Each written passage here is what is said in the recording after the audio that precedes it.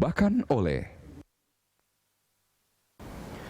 Kongres ketiga Mahkamah Konstitusi se-Asia dan lembaga sejenis yang tergabung dalam The Association of Asian Constitutional Court and Equivalent Institution atau AACC digelar di Nusa Dua Bali. Sudah ada reporter Ibnu Haikal dan juru kamera Yanuar yang ada di Nusa Dua Bali. Haikal, ini adalah hari pertama Kongres MK. Apa agenda pada hari ini? Ya kan, agenda pada hari pertama kali ini adalah membahas terutama terkait penetapan kesekretariatan tetap AACC yang akan ditentukan pada hari ini hingga 2 hari mendatang. Kongres menilai dibutuhkan kesekretariatan yang bertempat di satu negara dikarenakan kita membutuhkan tempat untuk menjalin komunikasi secara intensif dan koordinasi secara sustainable. Untuk itu diperlukan hanya ada satu tempat untuk menjadi pusat sentral informasi dari AACC.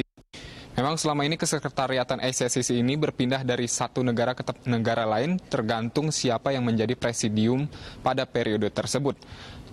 Sejak berdirinya di tahun 2010, AACC pertama kali dijabat oleh Korea Selatan, di mana kesekretariatannya pun bertempat di Seoul.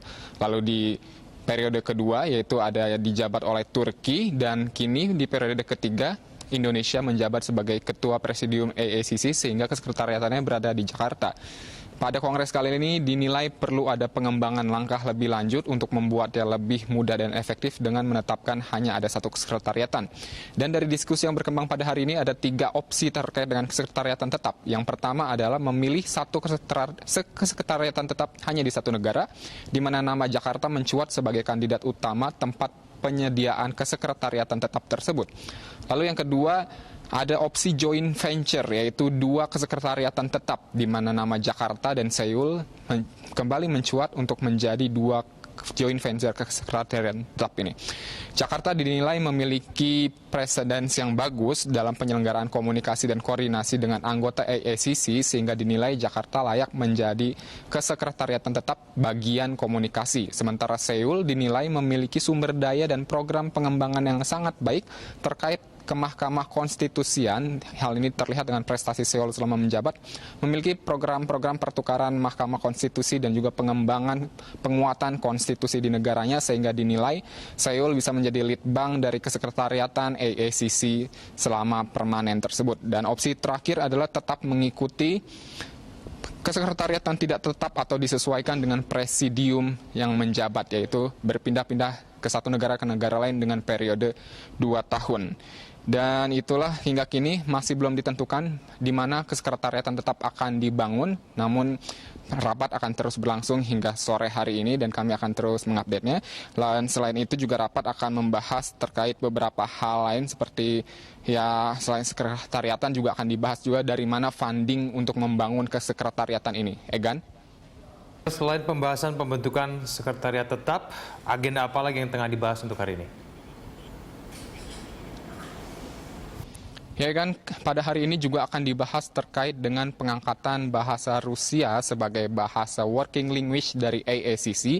Dan yang kedua adalah ekspansi AACC dengan membentuk kerjasama tingkat Asia-Afrika dengan Mahkamah Konstitusi seluruh Afrika.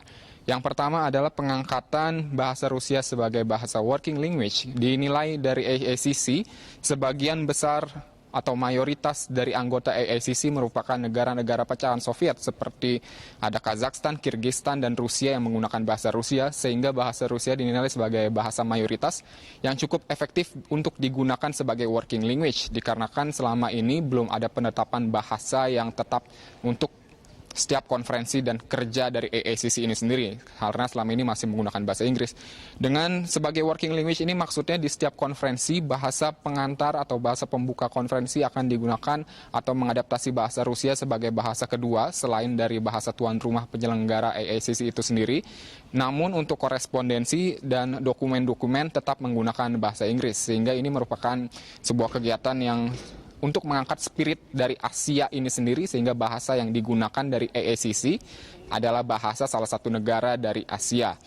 Lalu yang kedua adalah peningkatan kerjasama dengan Mahkamah Konstitusi di se-Afrika. Ini akan menjadi pembahasan pada sore hari ini AACC ingin memperkuat kedudukan konstitusi Mahkamah seluruh Asia dengan menjalin kerjasama dengan Mahkamah Konstitusi di seluruh Afrika. Hal ini akan direalisasikan dalam bentuk kerjasama bilateral, pertukaran Mahkamah Konstitusi atau Hakim Konstitusi, dan juga pengembangan program bersama atau pembentukan konferensi Asia Afrika dalam hal kekonstitusian setiap beberapa tahun sekali. Dan ini masih terus dibahas, Egan. Selain